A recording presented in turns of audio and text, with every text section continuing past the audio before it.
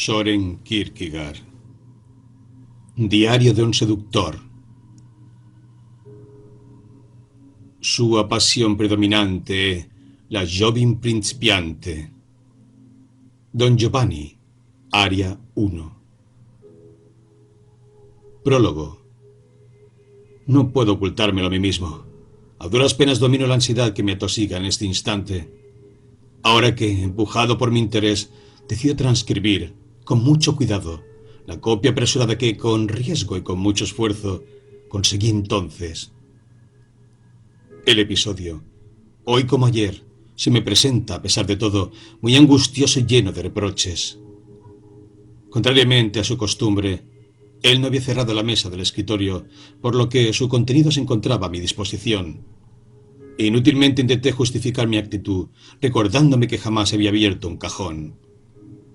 Había un cajón abierto, y dentro había muchos papeles desordenados, y encima estaba apoyado un volumen incuarto, muy bien encuadernado. En la página por la que estaba abierto había un trozo de papel blanco, en el que estaba escrito de su puño y letra: Comentarius Perpetuas número 4. Sería, por tanto, completamente inútil justificarse de que, si el libro no hubiera estado abierto en esa página y si el título no fuese tan sugestivo, yo no habría cedido a la tentación, o al menos hubiera intentado resistirla. El título resultaba bastante raro, más que por sí mismo por el lugar en el que se encontraba. Al echar una ojeada a los papeles desordenados, entendí que no contenían más que alusiones a episodios eróticos, alguna indicación de relaciones personales y borradores de cartas de naturaleza estrictamente privada, de las que más tarde comprendí la artificiosa, calculada negligencia.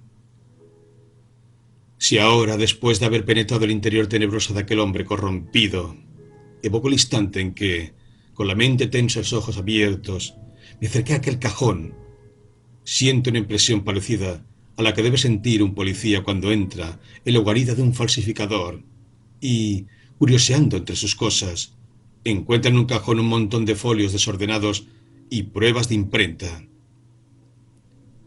En una, un trozo de arabesco, en otra, un monograma, y en una tercera, una filigrana al revés. Tiene así la prueba evidente de que se encuentra sobre la pista buena, y dentro de él se mezclan la satisfacción del descubrimiento con un sentido de admiración por el trabajo y la diligencia empleados en las falsificaciones.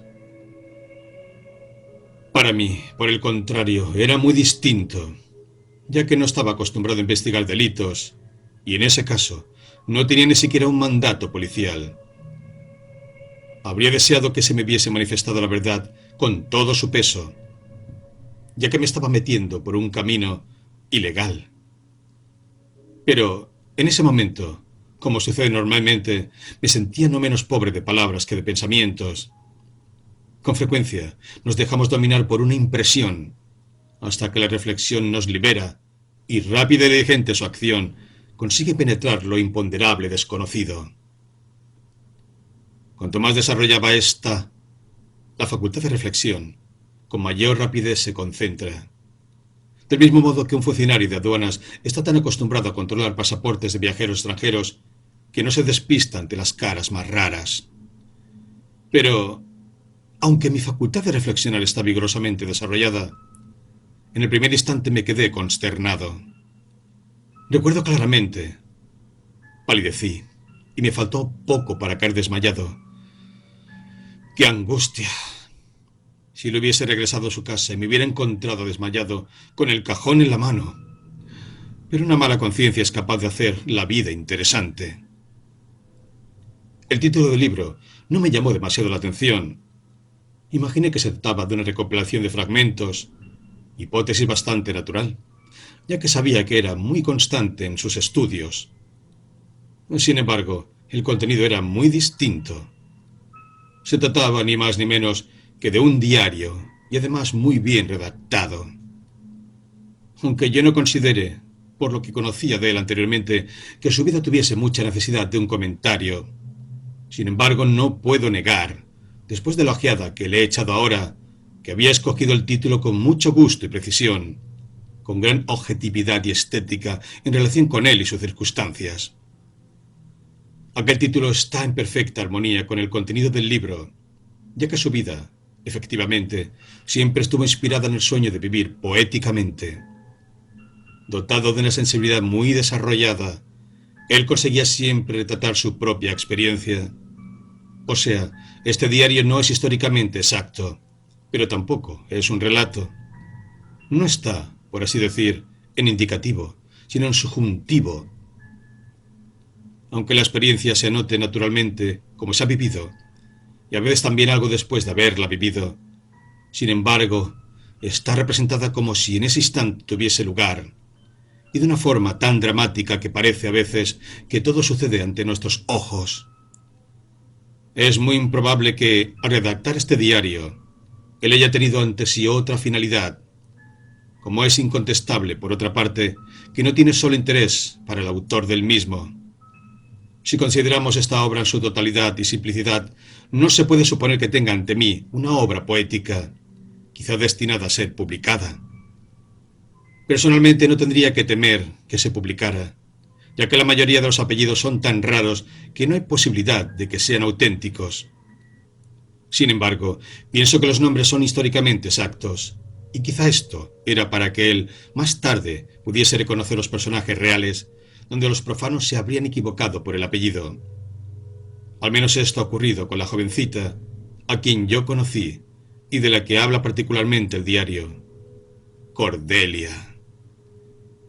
En efecto, se llamaba Cordelia, pero su apellido no era Walm. ¿A qué se debe entonces que, a pesar de esto, el diario mantenga su carácter poético? No es difícil responder. Se explica por la naturaleza poética de quien lo escribió. Naturaleza, por así decir, ni bastante pobre ni bastante rica para distinguir con precisión la poesía de la realidad. El espíritu poético era ese más que él añadía la realidad. Ese más era lo poético que él gozaba de una exposición poética de la realidad, y esta última la volvía a evocar bajo la forma de meditación poética. De esto derivaba una segunda satisfacción, y toda su vida estaba marcada por el placer. En el primer caso gozaba personalmente del hecho estético, y en el segundo gozaba estéticamente de su personalidad. Hay que señalar que, en el primer caso, de forma egoísta, él gozaba en su interior, y de lo que la realidad le concedía, y de lo que él mismo daba a la realidad. En el segundo, su personalidad venía traspuesta, y entonces él gozaba de la situación, y de su estar en aquella situación. En el primer caso, la realidad resultaba siempre necesaria como medio, momento. En el segundo caso, la realidad era concebida poéticamente. Fruto del primer estadio es esa disposición de ánimo de la que surgió el diario como fruto del segundo estadio. Y en este caso, se da a la palabra un significado distinto al primero. Así, él percibió la poesía en esa forma ambigua en la que vivió toda su vida. Más allá del mundo en el que vivimos, en un fondo remoto, existe otro mundo que, respecto al primero, está la misma relación en que la escena que a veces vemos en el teatro se encuentra con la escena real. A través de unos velos muy dignos, nos parece ver otro mundo de velos, más finos y más etéreos, de una intensidad distinta a la del mundo real. Muchos hombres que aparecen corporalmente en el mundo real no tienen su morada en este, sino en el otro. Sin embargo, cuando un hombre se aleja, cuando un hombre casi desaparece del mundo, de la realidad, depende de un estado de enfermedad o de salud. Y este era el caso de ese hombre, que sin haberlo visto antes, tuve la ocasión de conocer. No pertenecía al mundo real, y sin embargo tenía muchos lazos con él. Continuamente se metía dentro, y siempre, cuanto más se abandonaba, más salía de él. Y no era el bien lo que le tenía alejado, ni tampoco el mal. No puedo afirmar nada en contra de él, en ningún aspecto. Padecía un exacerbatio cerebri, por lo que la realidad no le servía de estímulo más que de forma esporádica. No se alejaba de la realidad por ser demasiado débil para soportarla, sino demasiado fuerte. Y precisamente su fuerza era su enfermedad. En cuanto la realidad perdía su poder de estímulo, se sentía desarmado, y de ahí su mal.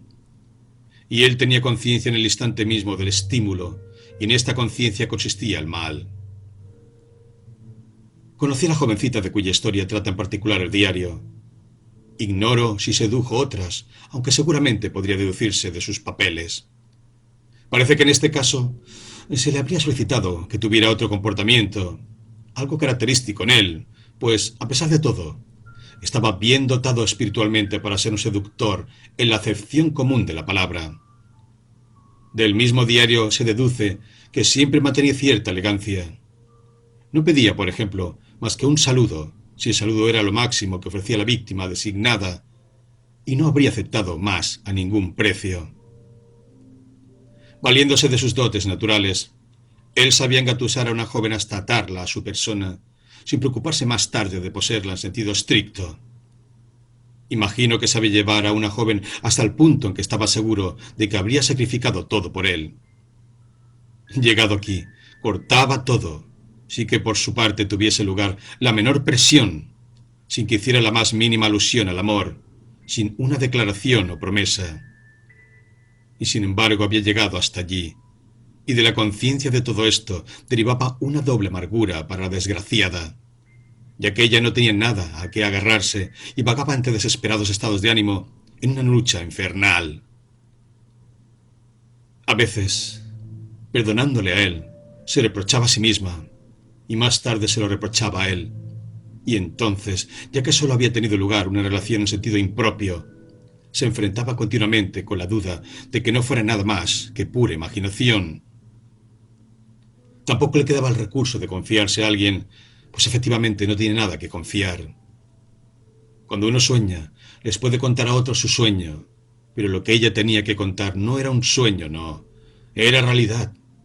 Por lo que, cuando quería contárselo a otros para desahogar su angustiado corazón, todo se quedaba en nada. Y esto lo percibía ella muy bien.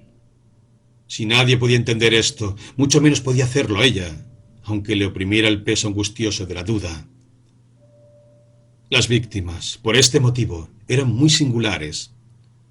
No se trataba de jóvenes desdichadas que, marginadas, o con la idea de que la sociedad las marginaba, presas de la angustia, cuando el corazón se desborda, se afligen con desesperación, abandonándose al odio o al perdón.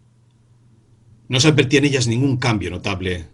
Seguían manteniendo, respetables como siempre, sus relaciones habituales. Pero un cambio que les resultaba oscuro a ellas e incomprensible a los demás había tenido lugar.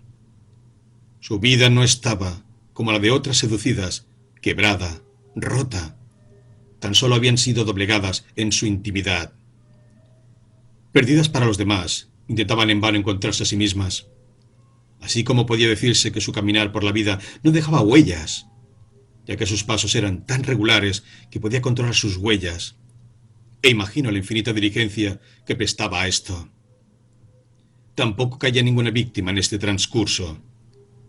Tenía una vida espiritual demasiado desarrollada para ser un seductor vulgar. En ocasiones, sin embargo, asumía un cuerpo paraestático, y entonces era pura sensualidad.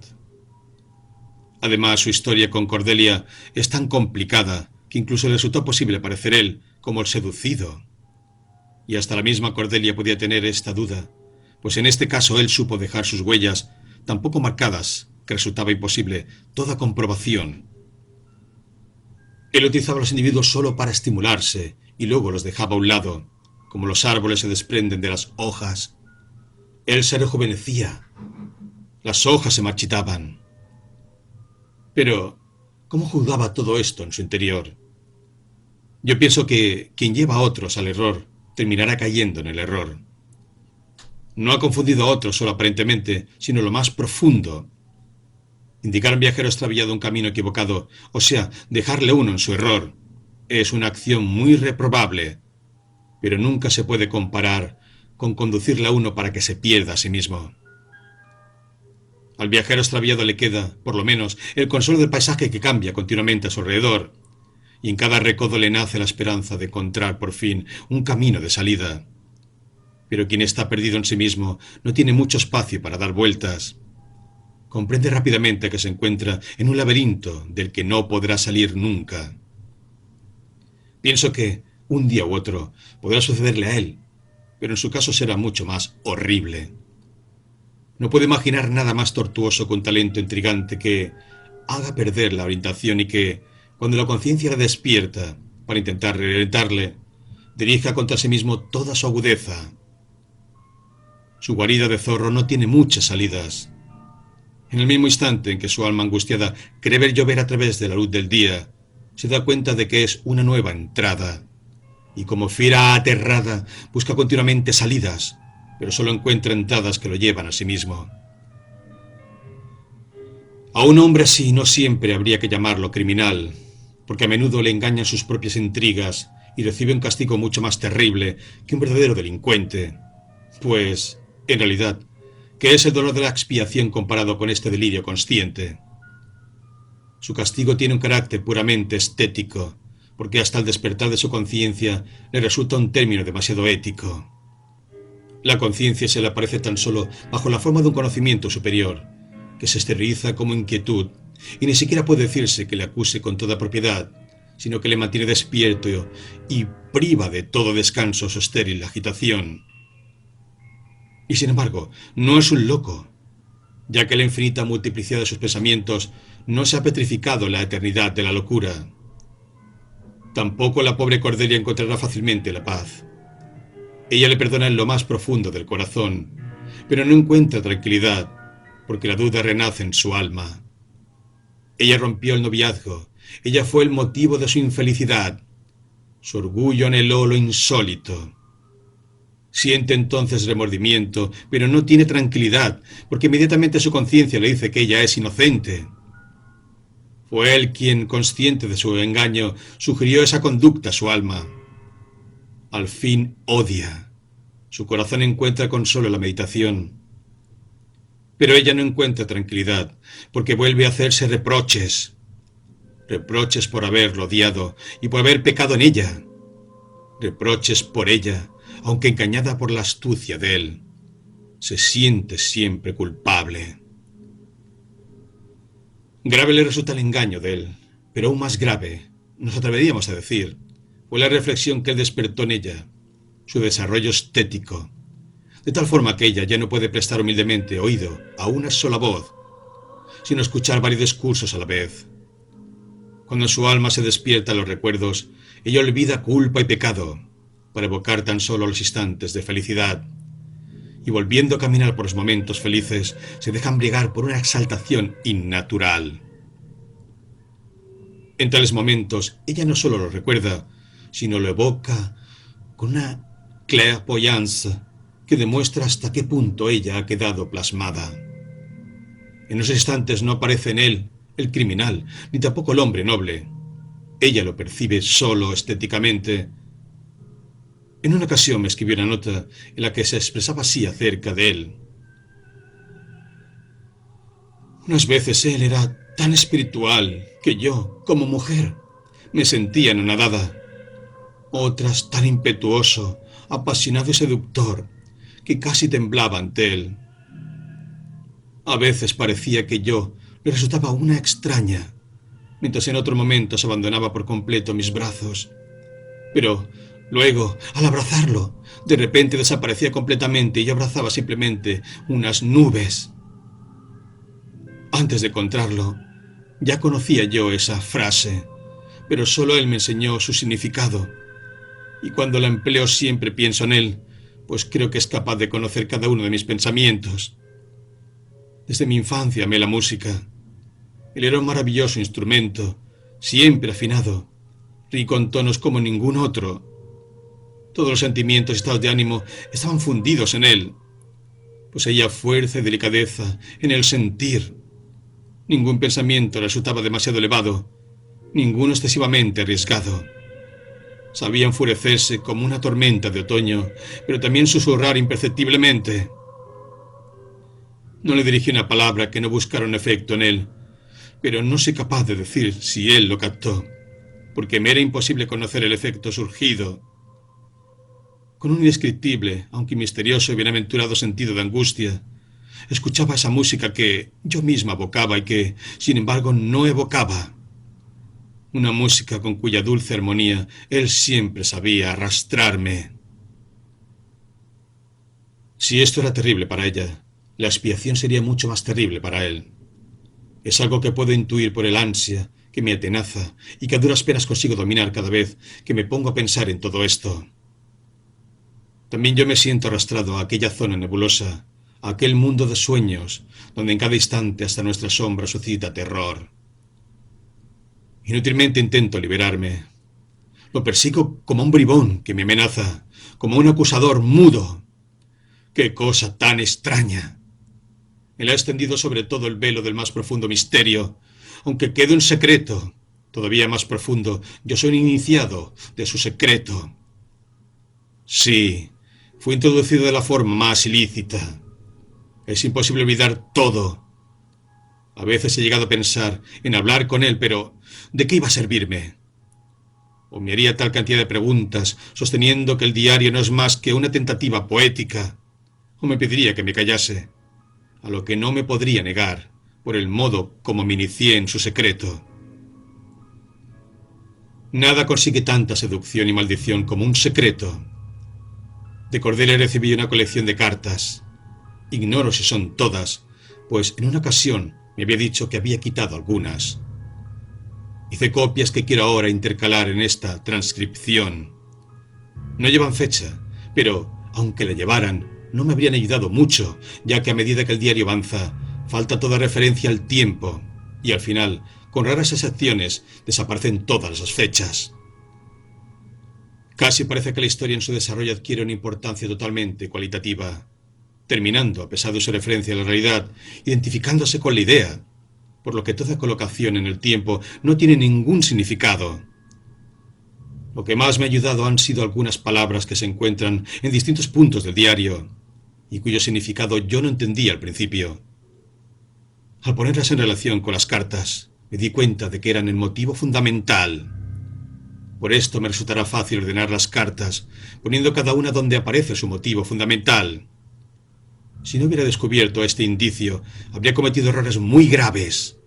Pues, aunque ahora parezca verosímil, nunca habría pensado que las cartas se habían sucedido en el tiempo tan frecuentemente, hasta el punto que, según parece, ella tuvo que recibir más de una el mismo día.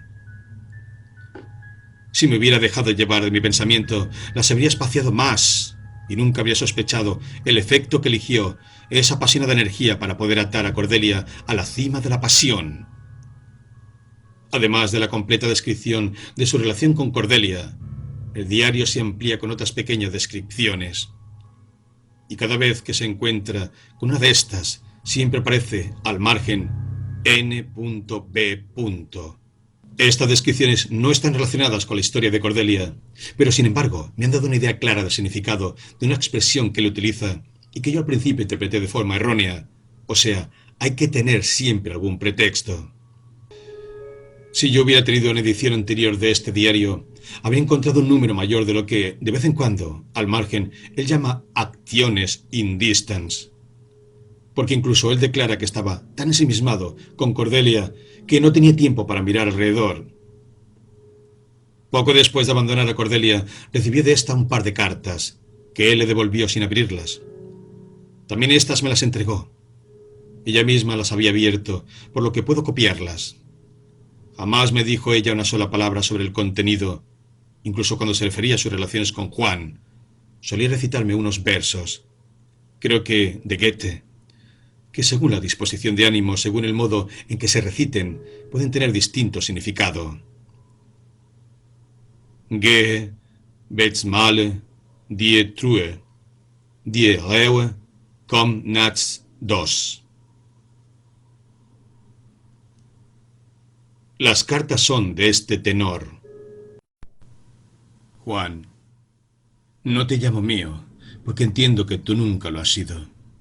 Y, si un día me ilusioné con este pensamiento, ahora he sido cruelmente castigada.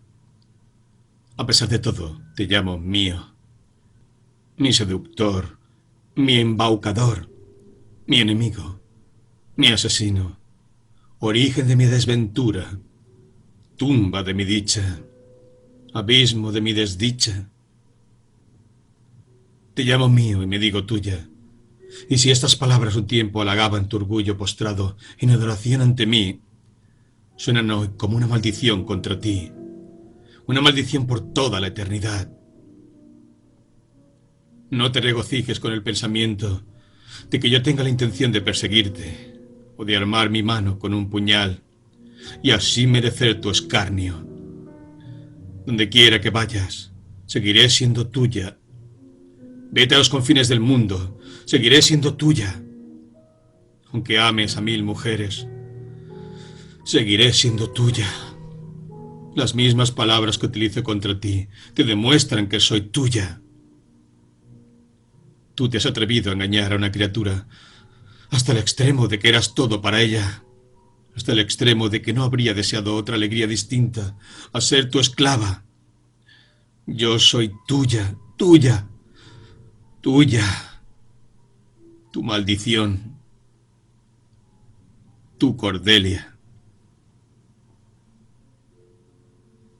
Juan, había un hombre muy rico que poseía rebaños de ovejas y de ganado. Y había una pobre muchachita que poseía solo un corderito que comía en su mano y bebía en su taza. Tú eres ese rico, rico de todos los tesoros de la tierra. Y yo la pobre jovencita, rica solo de mi amor. Tú me lo quitaste, gozaste de él. Y cuando te dio la gana, sacrificaste ese poco que yo poseía. Pero no supiste sacrificar nada de lo tuyo. Había un hombre rico que poseía rebaños de ovejas y de ganado.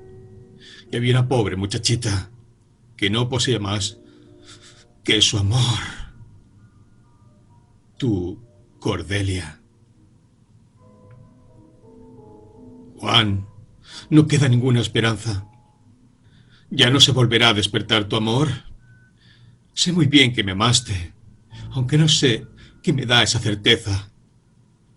Esperaré. Aunque el tiempo me resulte muy largo, esperaré. Esperaré hasta que te canses de amar a otras mujeres. Y cuando tu amor por mí surja de la tumba, yo volveré a amarte como siempre. Te daré las gracias como siempre. Como antes, Juan. Como antes. Va contra mí esta despiadada frialdad. ¿Es esta tu auténtica naturaleza? ¿Fueron tu amor y tu rico corazón solo mentira y falsedad? Vuelve a ser tú. Aguanta mi amor y perdóname si aún sigo amándote. Ya sé que mi amor es un peso para ti, pero llegará el momento en que volverás a tu Cordelia. ¡A tu Cordelia! Escucha estas palabras suplicantes. Tu Cordelia. Tu Cordelia. Tu Cordelia. Aunque Cordelia no haya poseído todas esas facultades que Juan tanto admiraba en ella, está claro que no estaba privada de la de saber modular su voz. Su estado de ánimo queda evidentemente impreso en todas sus cartas, aunque hasta cierto punto le faltó claridad para expresarlo. Esto se advierte particularmente en la segunda carta, en la que más que entenderla se sospechan sus intenciones. Pero son precisamente estas imperfecciones las que la hacen a mis ojos tan conmovedora. 4 de abril. Cuidado, mi preciosa desconocida. Cuidado. No es tan sencillo descender de un carruaje. En ocasiones puedes haber un traspiés decisivo. Os podría prestar una novelita de Tieck y sabríais cómo una dama, al bajarse del caballo, se cayó con tan mala suerte que ese traspiés fue decisivo para toda su vida. Por regla general, en los carruajes los estribos están colocados tan altos que conviene dejar a un lado la elegancia. Y si se ven mal las cosas, aventurarse de un salto a los brazos del cochero del lacayo. Es la ventaja de ser cocheros y lacayos. Yo pienso que terminaré buscándome un trabajo como lacayo en alguna familia donde haya señoritas. Un criado se convierte fácilmente en partícipe de los secretos de una chiquilla. Pero, por amor de Dios, os ruego que no os saltéis así. Ya es de noche. No os molestaré. Me esconderé tras ese farol, y así no me podéis ver de ningún modo, pues solo se siente uno a disgusto cuando sabe que lo miran.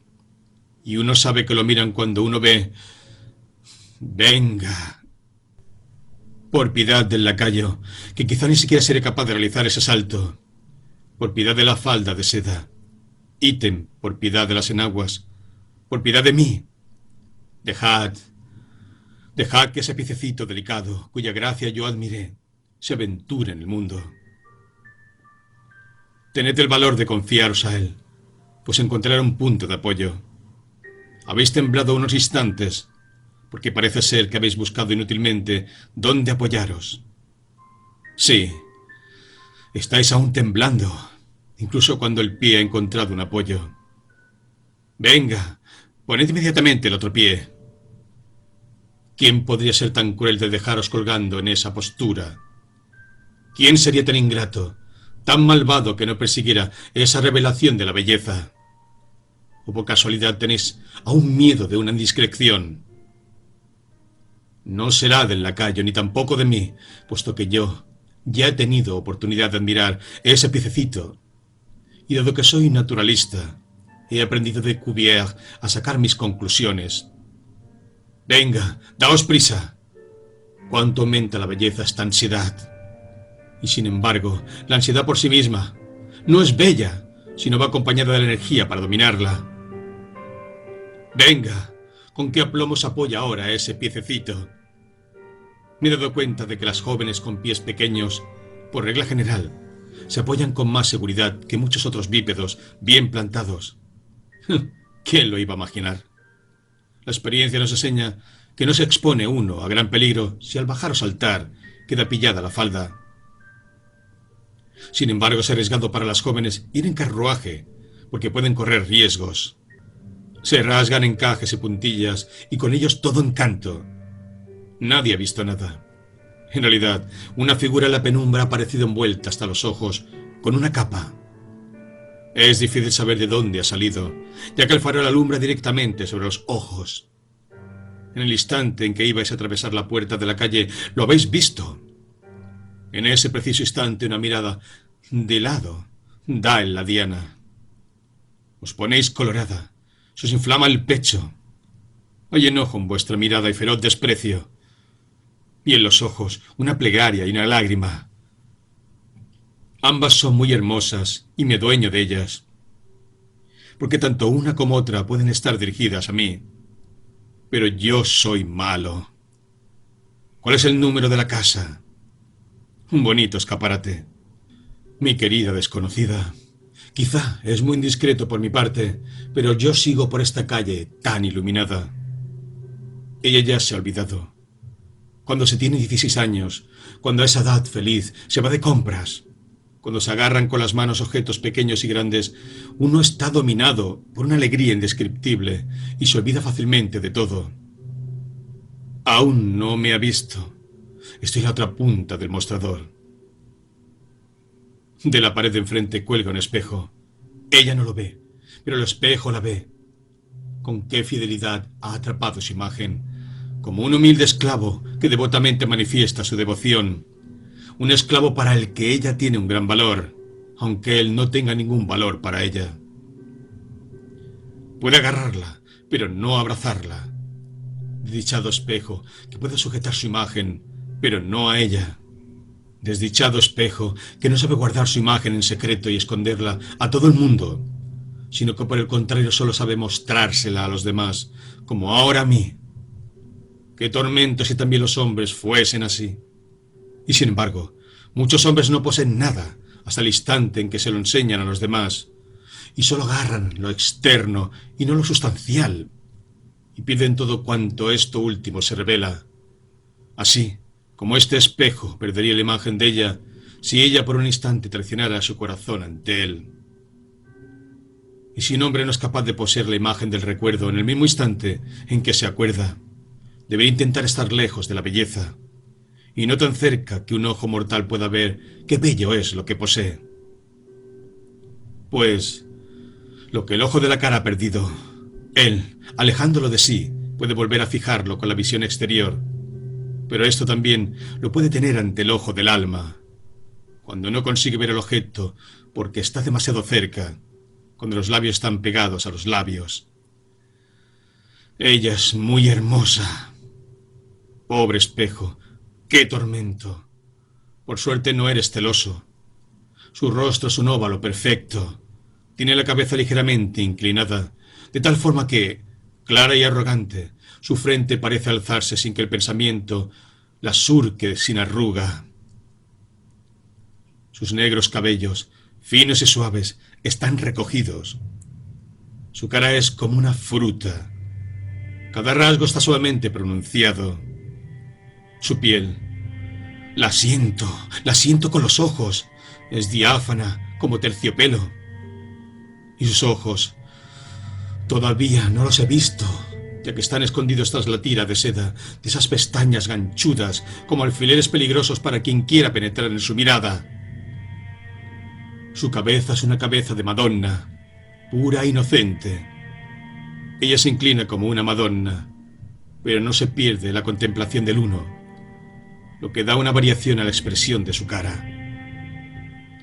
Ella contempla lo múltiple lo que se refleja el brillo y el esplendor terrenos.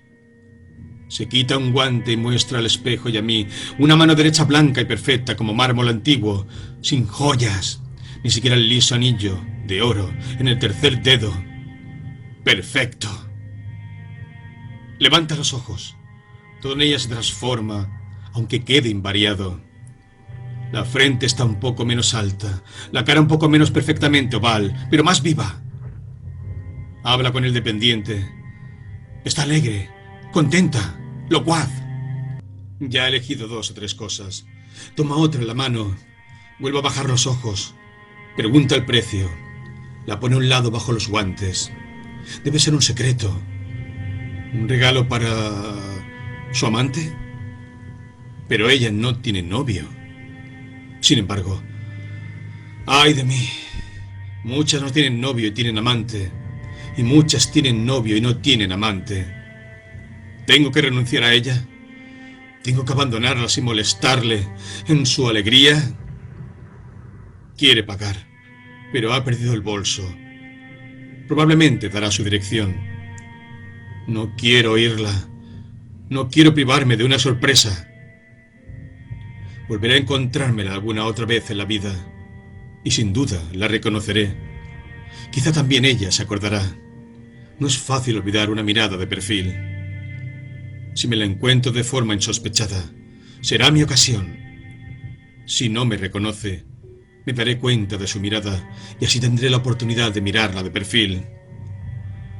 Estoy seguro de que recordará el incidente. Sin impaciencia, sin avidez, todo se gozará a su debido tiempo. Ya la he escogido. Terminará bien cuando la haya conseguido. 5 de abril. Puedo admitirlo. Sola, por la noche, por la Oestergade. Sí, es verdad. He visto que vuestro lacayo seguía. No creáis que yo piense tan mal de vos, que os considere capaz de ir sola.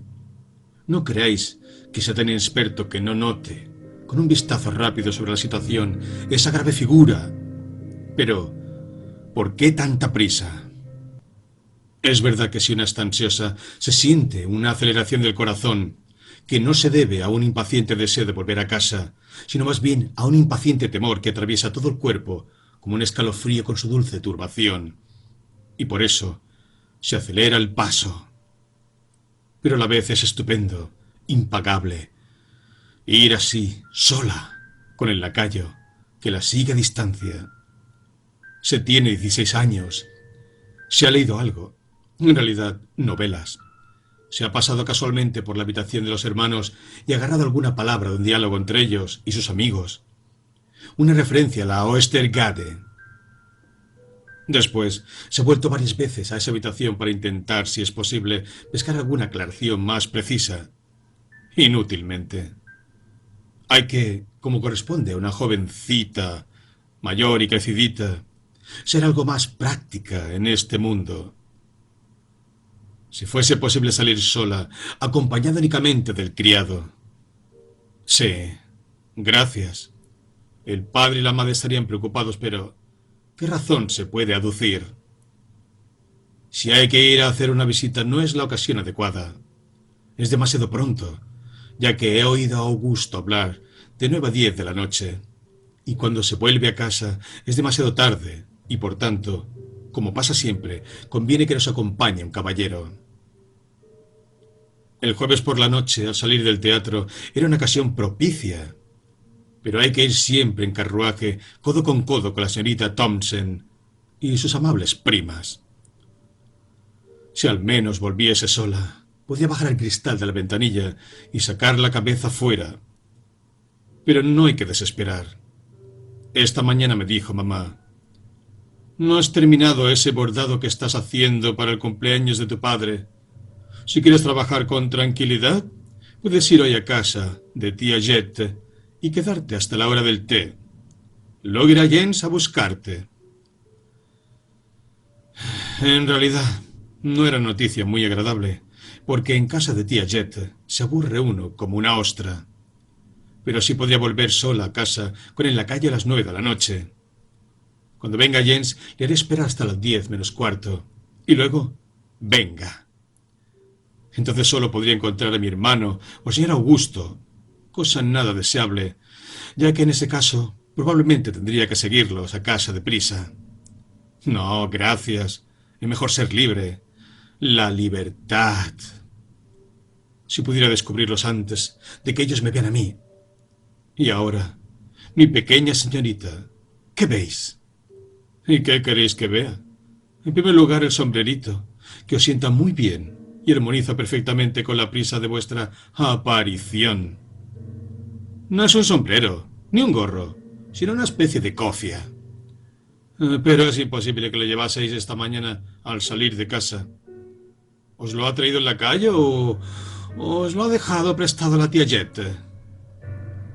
Quizá estés aquí de incógnito. Sin embargo, cuando se quiere ver algo, no se debe bajar totalmente el velo. Puede que no sea un velo, sino una amplia blonda. En la oscuridad no se puede distinguir. ¿Qué otra cosa podría tapar la parte anterior de la cara?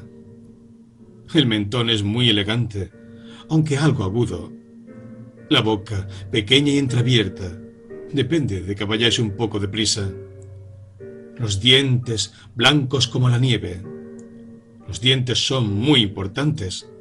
Son como una guarnición que se esconde tras la seductora morbidez de los labios. Las mejillas rebosan salud.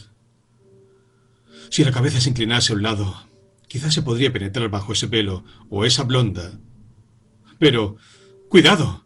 Una mirada de soslayo es mucho más peligrosa que una Gerade aus. De frente.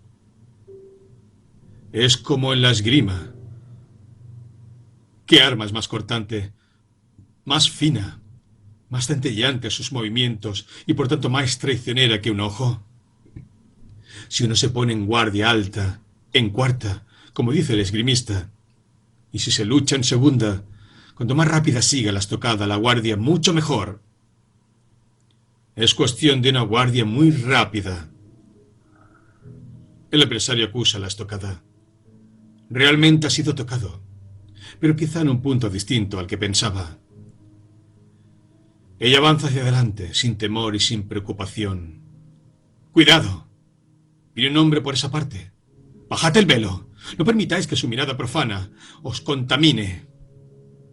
No tenéis ni idea de que quizá con el tiempo os sea imposible olvidar la desagradable angustia que esa mirada os ha suscitado. No lo habéis notado. Yo, sin embargo, he percibido que él se ha dado cuenta de la situación. Y ahora, el lacayo. Bien, ¿veis las consecuencias de ir sola con el lacayo? El lacayo se ha caído. En realidad, es ridículo, pero ¿qué hacer? No vale volver para atrás e intentar ayudarle a levantarse. Ir por la calle con un lacayo cojo es desagradable. E ir sola es atrevido. Escuchad, se acerca el monstruo. ¿No me decís nada? Solo me miráis. ¿Quizá mi aspecto os da miedo? No puedo impresionaros por mi aspecto de buenazo, casi llovido de otro mundo. No hay nada en mis palabras que puedan quitaros. Nada que permita intuir una situación desagradable. Ninguna indiscreción que pueda rozaros. Estáis aún algo ansiosa. Todavía no habéis olvidado el acercamiento de esa odiosa figura. Demostráis cierta condescendencia. Mi estupor, que me impide miraros, os da la bienvenida. Esto os alegra y os tranquiliza. Casi estáis tentada de tratarme algo mejor. Estoy seguro de que en estos momentos, si os pasase por la cabeza, seréis capaz de cogerme del brazo. Bueno, ¿vivís en Stormgate? Ahora os inclináis ante mí con frialdad y rapidez. Quizá me lo he ganado por haberos sacado de ese apuro. Os arrepentís, volvéis para atrás. Me agradecéis mi delicadeza, me dais la mano, pero ¿por qué palidecéis? ¿Es que mi voz no ha permanecido inalterada y también mi compostura y mi mirada calma y tranquila? Y ese apretón de manos. Pero, ¿es que un apretón de manos significa algo? Desde luego. Mucho, muchísimo, mi pequeña señorita. Dentro de un par de semanas os lo explicaré todo. Mientras tanto, quedaos con la duda. Yo soy un hombre bueno. Como caballero acudo en ayuda de una joven, y no puedo estrechar vuestra mano si no es por cortesía.